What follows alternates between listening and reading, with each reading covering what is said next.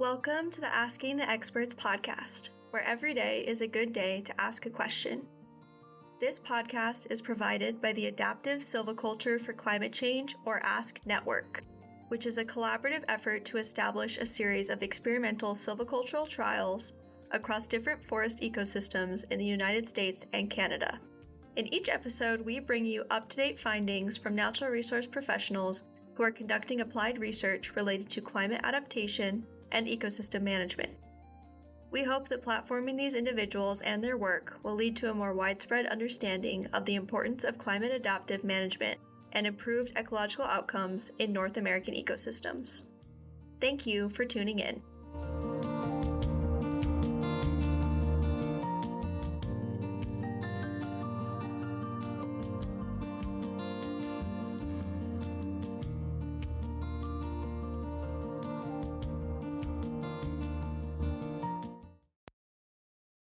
Good morning, all. This is your host, Riley McMillan, and today I'm joined by Courtney Peterson. Courtney holds many impressive roles, including Program Manager for the ASCC Network, Climate Adaptation Specialist with the Northern Institute of Applied Climate Science, aka NIACS, and Research Associate in the Forest and Rangeland Stewardship Department at Colorado State University.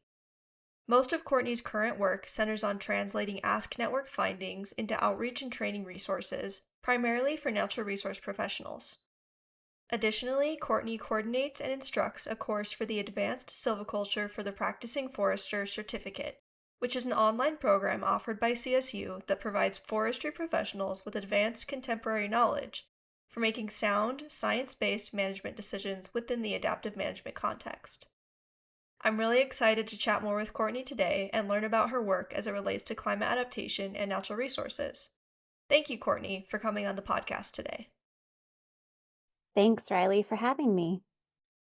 All right, to get us started, can you share how you got into natural resources and into the field of climate adaptation specifically?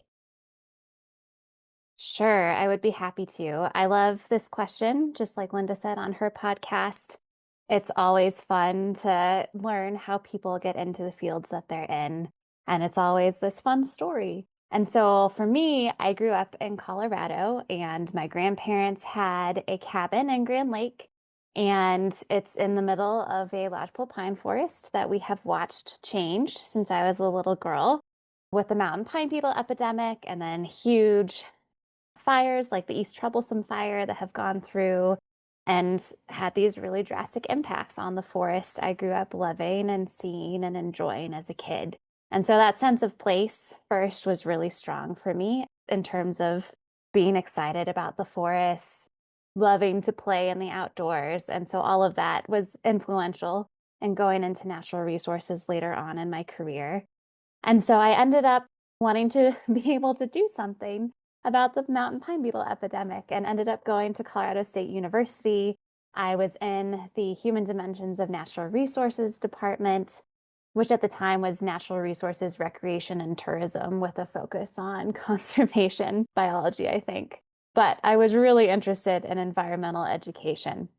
And so I really wanted to share with others, how can we be thinking about managing our forests and managing our ecosystems, and especially educating youth on the different things we can be thinking about for protecting our environment for the future.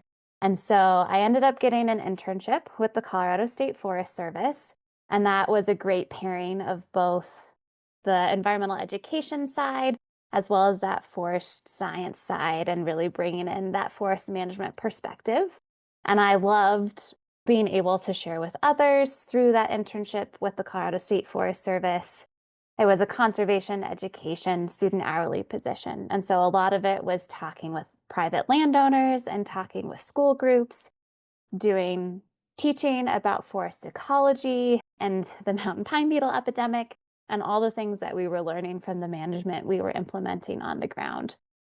And that ended up leading to a master's thesis, which the State Forest Service had a relationship with my undergrad advisor, and they had a research project where they needed a master's student. And so it was the perfect opportunity for me to end up getting my master's in Human Dimensions of Natural Resources from Colorado State University And it ended up being a public perception survey of the Colorado State Forest Service and forest management perceptions across Colorado. That was really fun and an awesome opportunity to continue working with the State Forest Service and building those human dimension skills. And that ended up turning into a full-time job when I graduated with the State Forest Service. And I was the wildfire mitigation education coordinator.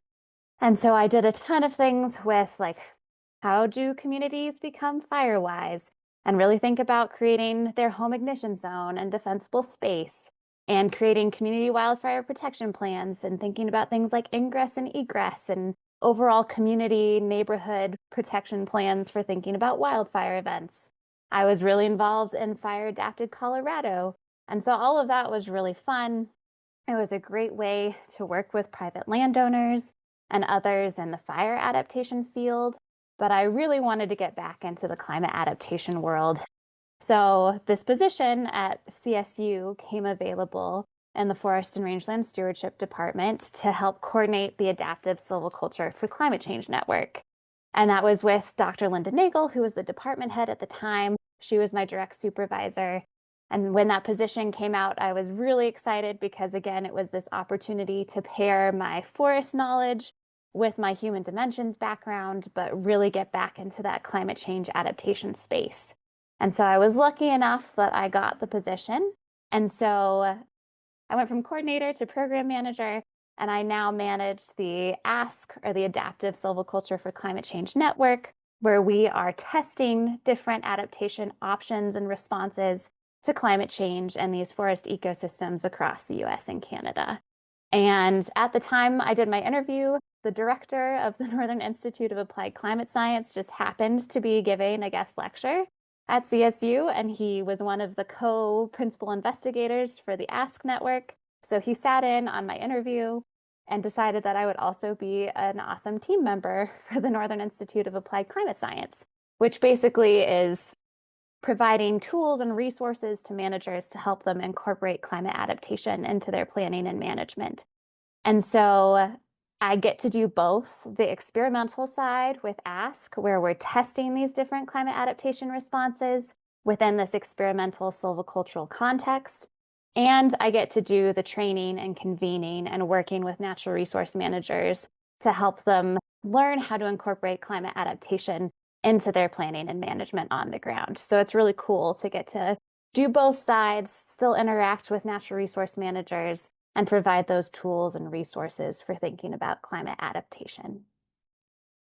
Thanks, Courtney. Your background is really impressive, and it's cool to hear about how you landed your current positions.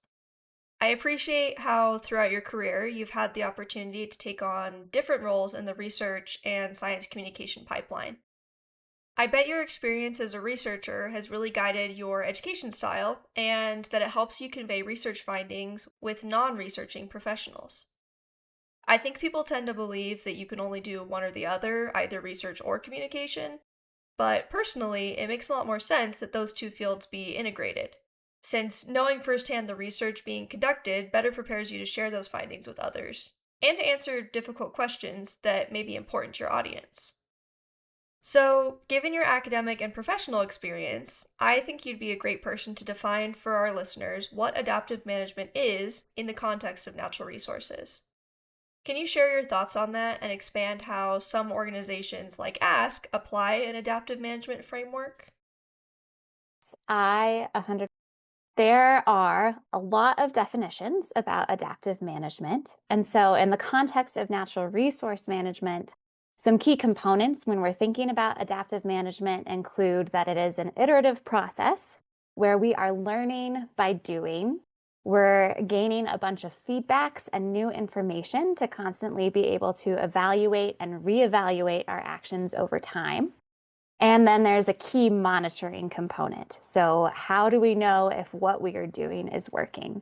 So ultimately, adaptive management really involves designing your management plan, being able to implement your management, get those feedbacks and evaluate what you're doing, and then monitor the results of those actions over time to test assumptions and learn if you are achieving the intent of your plan, and deciding if you need to modify your management decisions moving forward as you gain that improved understanding to help you adapt. And so the Adaptive Silviculture for Climate Change Network and the Northern Institute of Applied Climate Science use a process called the Adaptation Workbook, which really helps natural resource managers incorporate climate change considerations into their management planning and activities within this adaptive management framework. And so it really is a tool that complements what managers are already doing with their existing planning processes and procedures and helps them put it in this adaptive management context. And so, for example, with the adaptation workbook, it's really grounded in where are you working and what are your management goals and objectives. And so it's really thinking about that place and what do you value and what do you care about in terms of the system that you're trying to manage for a particular ecosystem or a particular forest management project. And then it brings in that climate change filter and really helps think about what are the local climate change and regional climate change impacts going to be for this particular location, pulling from regional climate vulnerability assessments and scientific literature and other tools to really think about what are those climate impacts.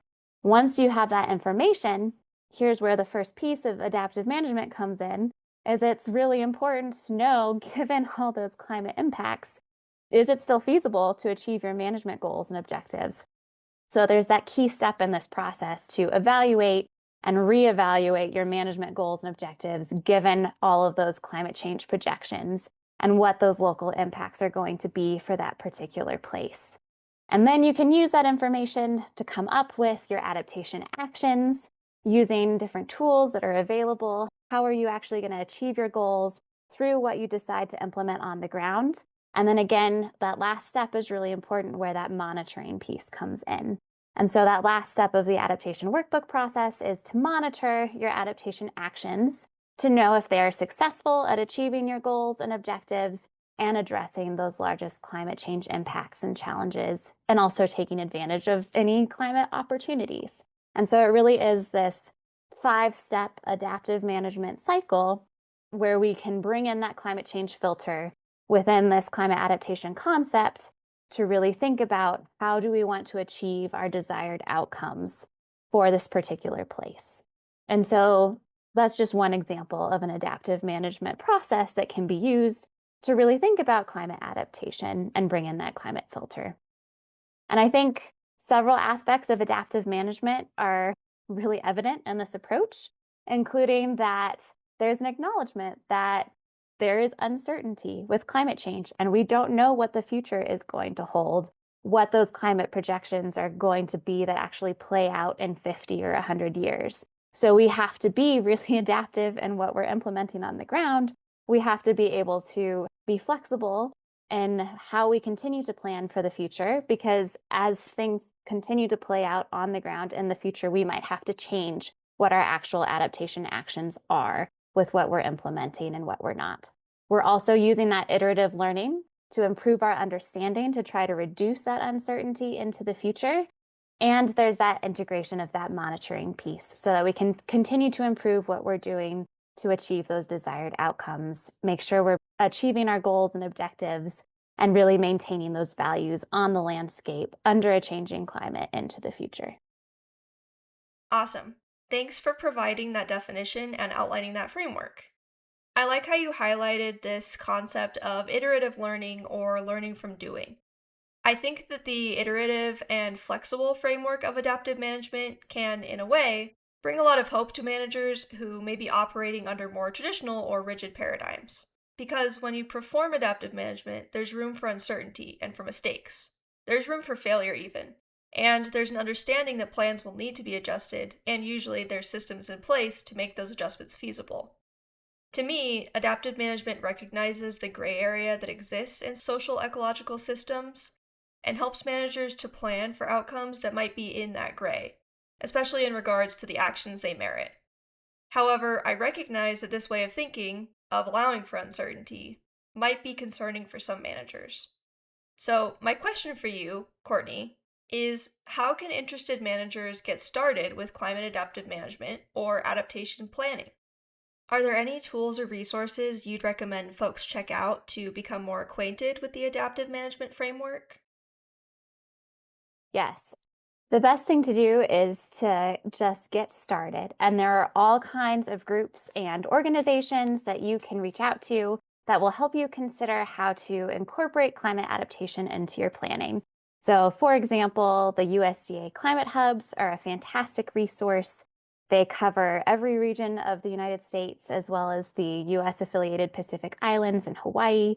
And so there's tailored local climate vulnerability information, as well as a team who's great at convening and providing those trainings and providing those resources. There's also the DOI Climate Adaptation Science Centers, who are also conveners and have a whole team of scientists and practitioners who can help you think about how to incorporate climate adaptation into the work that you're doing, provide some of those scientific resources as well. And they also have regions that cover the whole US. And so you just need to find who your local climate hub or your local climate adaptation science center contacts are. The Northern Institute of Applied Climate Science, or NIACS, has a whole website on forestadaptation.org with resources and the adaptation workbook process that you can use to think about how to think about climate adaptation. There's the Adaptation Partners, which is a Western group that provides a lot of that climate adaptation vulnerability assessment and long-term adaptation strategy planning, and a ton of others. So really, it's figuring out where to go, who you have those connections with, and then reaching out to those groups to see what resources that they can offer. There's also a fantastic new paper that was led by Brian Miller in 2025 that's titled Toward a Shared Vision for Climate-Informed Resource Stewardship that talks about some of these different adaptation planning processes and tools that are available to support climate adaptation in the face of uncertainty.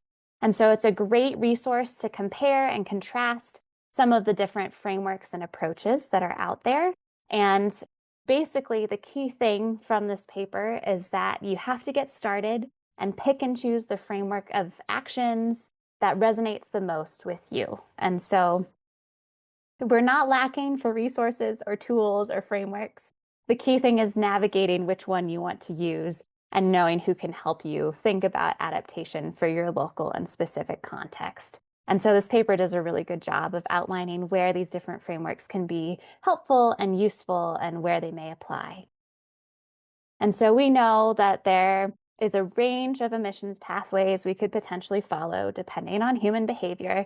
And so we could end up with really extreme projections, or we might end up with more moderate projections. And we don't really know where we're going to land in the next 20, 50, or 100 years. And so thinking about how we respond across that range of uncertainty is really important, which is why with ASK, we're really testing the spectrum of adaptation options from resistance to resilience to transition. And so with resistance, these are actions that improve the defenses of the forest against anticipated change or directly defend the forest against disturbance to maintain relatively unchanged conditions. So in her paper, Connie Millar defined resistance as our homeland security option. What are those things of high value that we really want to make sure we are maintaining and protecting potentially over the short term because of those high value assets that they provide? With resilience, the second adaptation option ASK is testing.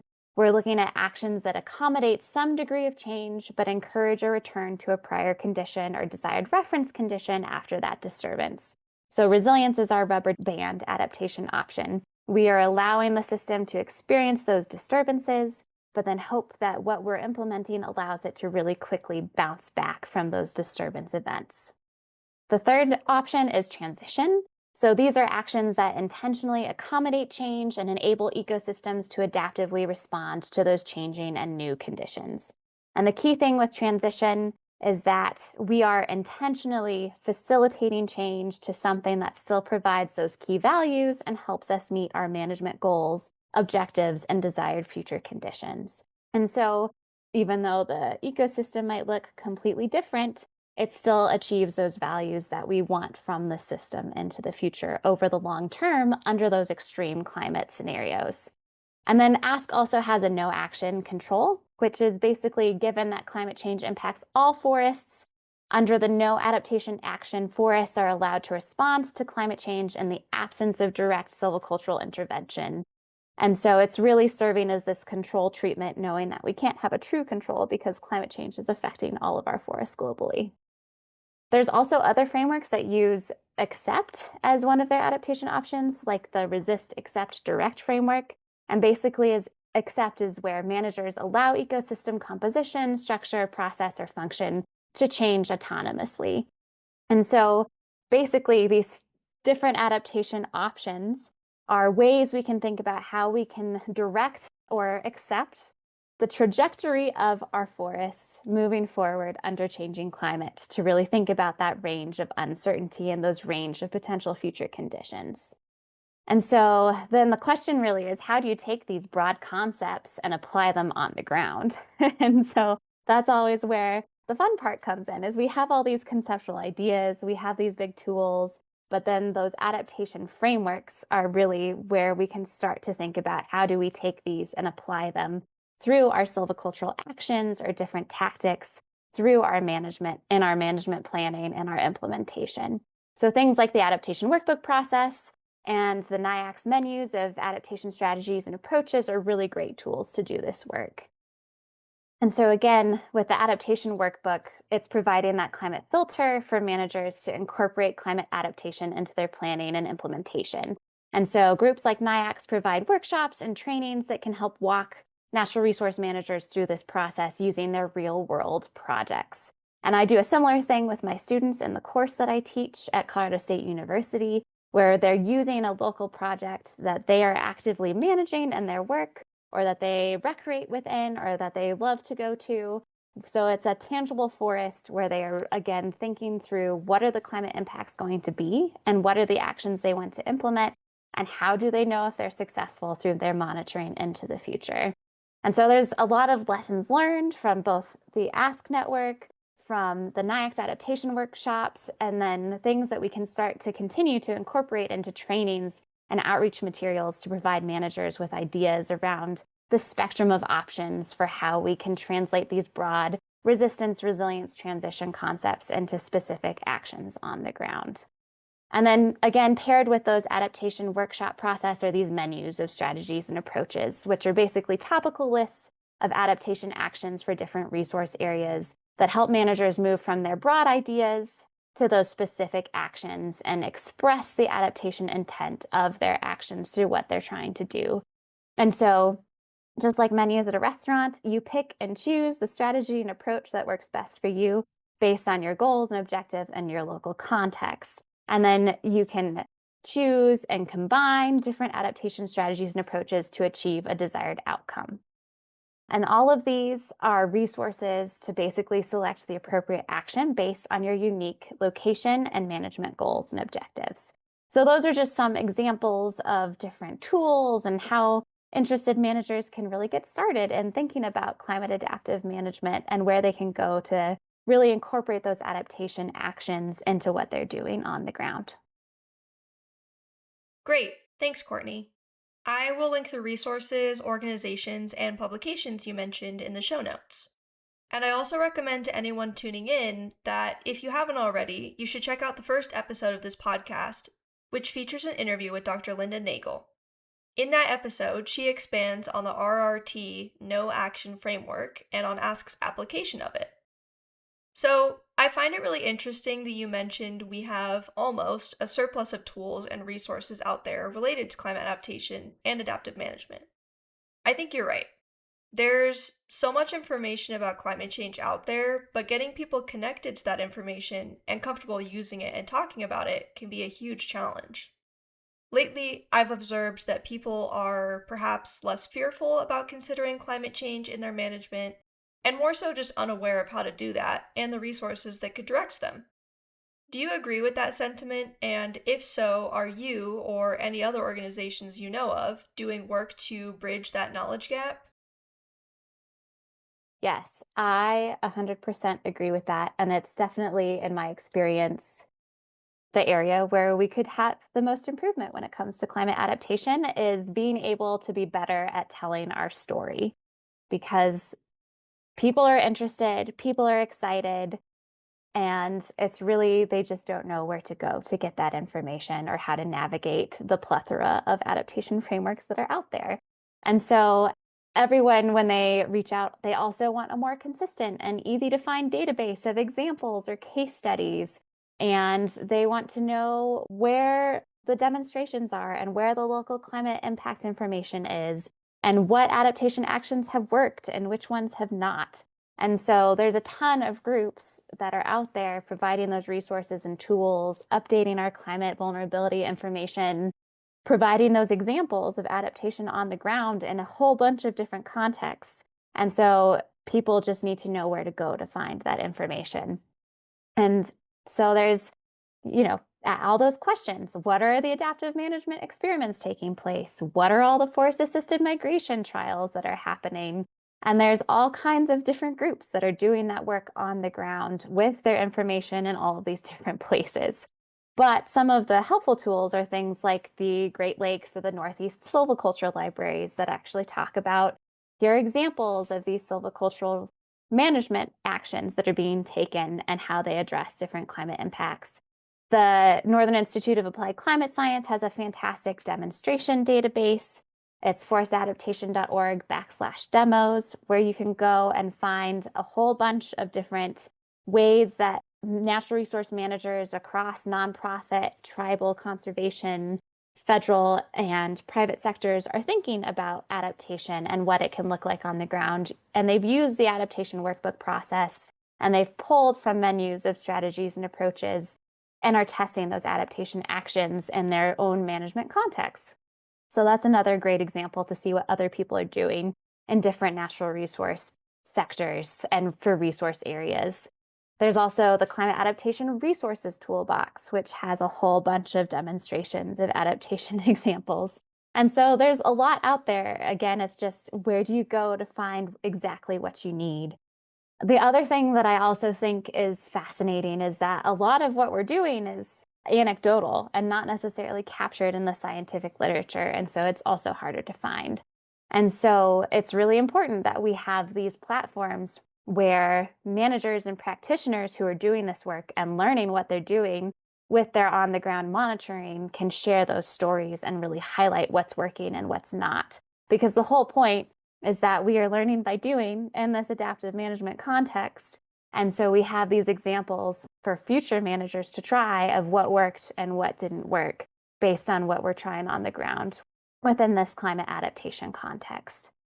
And then the other thing that I always like to share with my students in my class is that Yale has created these climate opinion maps, and it's basically a survey of the entire US of what are perceptions around climate change.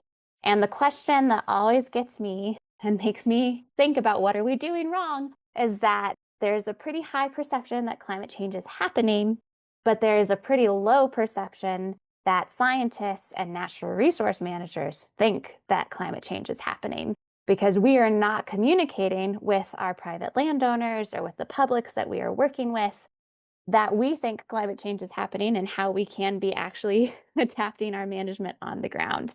And so there's this disconnect, and people who are interested and who do want to do work on the ground or on their private land, but don't know where to go to do it and don't feel like they can talk with the scientists they know or the natural resource professionals they're working with to actually incorporate those climate adaptation actions into their private land.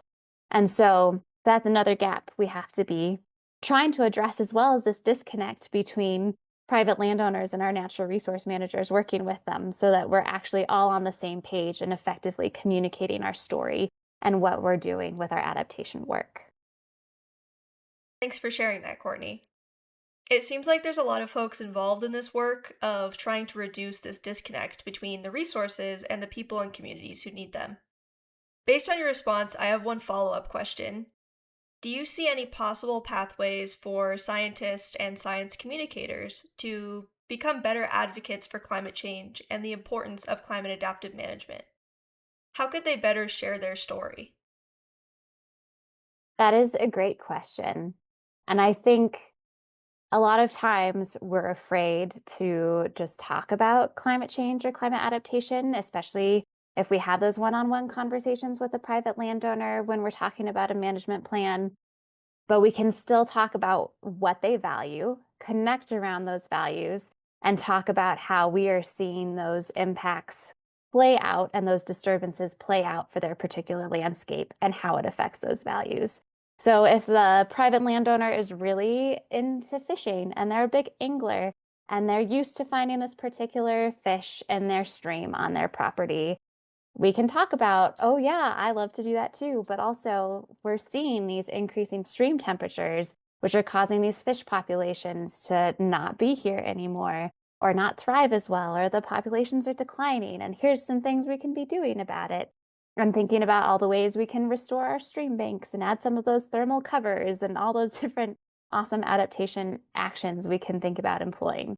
And so I think we need to not be scared to have those conversations, even if we're not using the word climate change, and still have those conversations about what do you value and how is it being impacted by these stressors and these disturbances that we are currently seeing play out on the ground right now. These aren't future projections anymore. They're things that we're experiencing in our day-to-day lives. And so it's really important that we're not hesitant, and that especially when we're talking with landowners and producers who have been on that property, they've seen those changes firsthand. They know that these things are happening on their properties or to their crops, and they've been trying to adjust and adapt. And so we just need to help give them those tools, and we can be more effective at telling that story. Amazing. Thanks, Courtney. One of the most important lessons I learned as a natural resources student at CSU was that recognizing and instrumentalizing values is really key to improved outcomes for people and the environment. Like you shared, many people, and private landowners especially, are starting to see the effects of climate change on the land they live and work on. And they're starting to see how their values are affected by the global change being witnessed. So I agree with you, addressing what people value and how climate adaptive management can support those values is really crucial to inspiring change. So earlier on, we talked a bit about how conversations around climate change and climate adaptive management have shifted in recent years. Now, we're seeing that people tend to be more interested in addressing climate impacts compared to, let's say, 10 years ago. So, in connection to that, I want to ask you, are there any other significant changes in perception around climate adaptation that you've noticed in your career? And if so, how do those affect your work and the management being performed on the ground? My career hasn't been that long, but I would say I have seen a change in perceptions of management over time.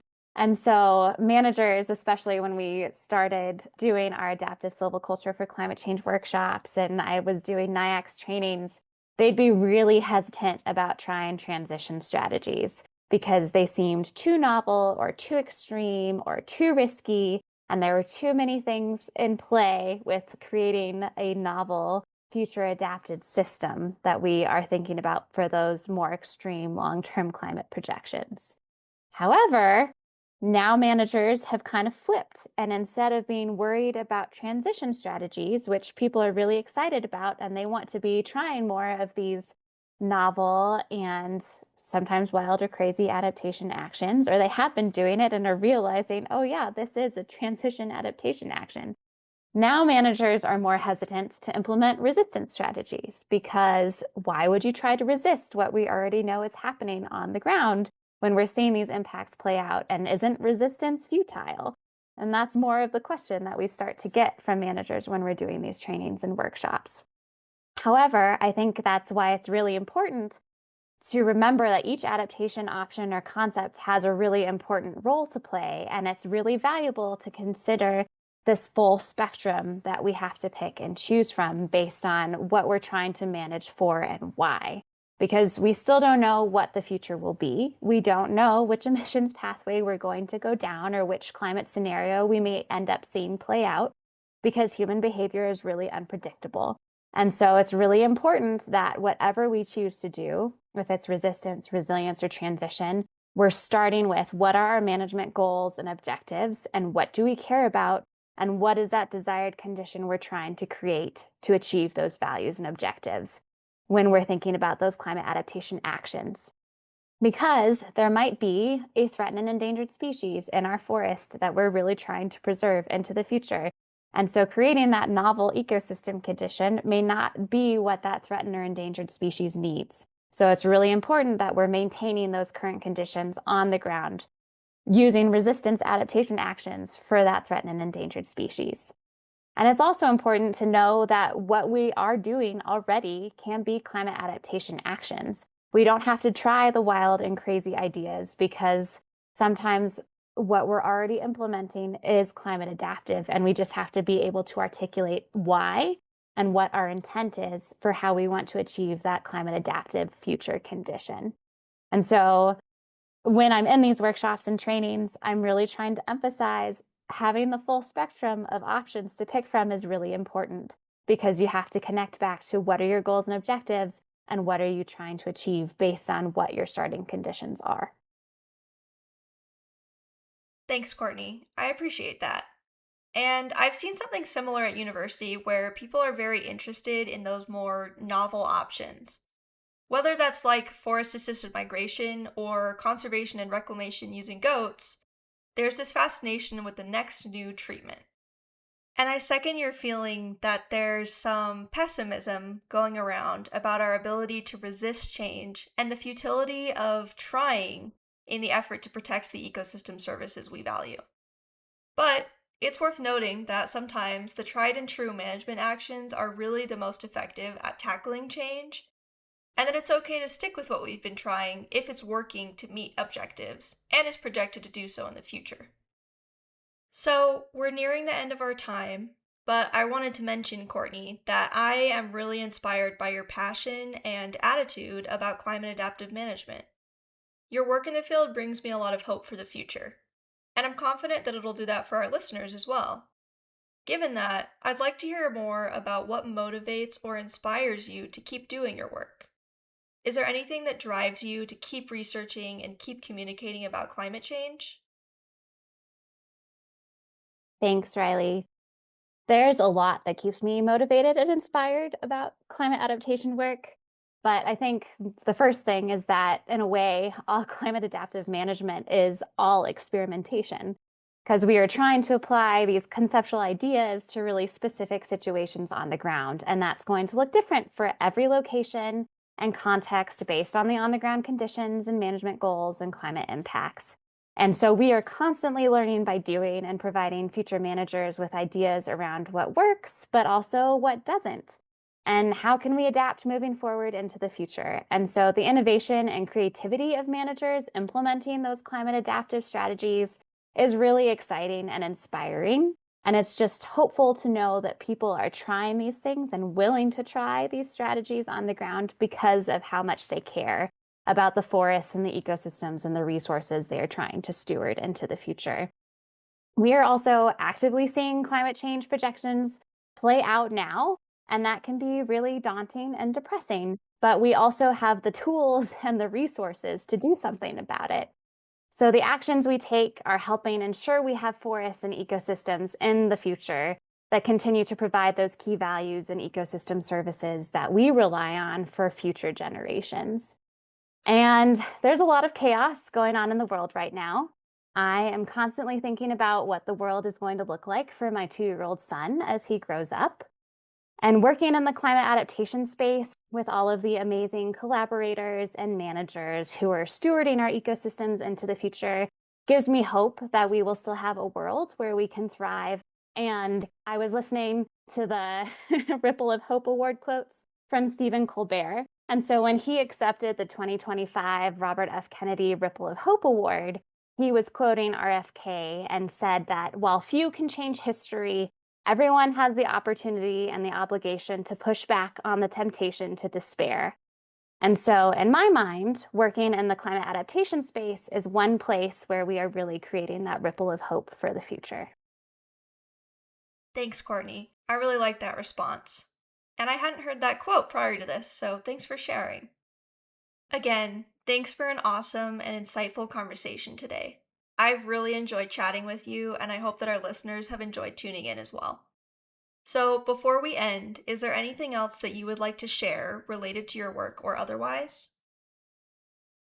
I would just reemphasize that the forestadaptation.org website that NIACS runs is a great place to get some of those local on the ground demonstrations of adaptation projects that managers have intentionally incorporated climate adaptation and climate change into the work that they're doing. So that's a great resource.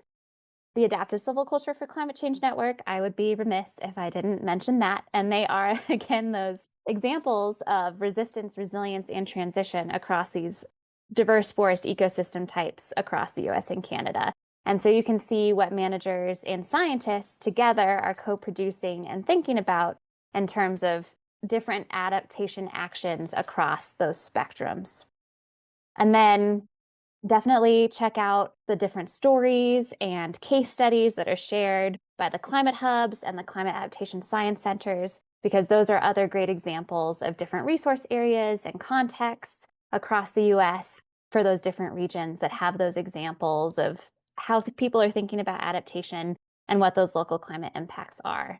And so those are some places to start, as well as things like the silviculture libraries that also have those local forest management examples of what different managers are trying in these different contexts to achieve a set of desired future conditions and goals and objectives.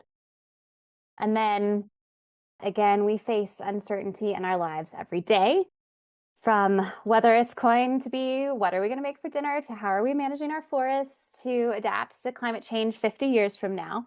And so again, going back to the adaptive management theme of this conversation, we're learning by doing. There are lots of tools and resources available to help you get started for incorporating climate adaptation into our actions, and you can take those steps now.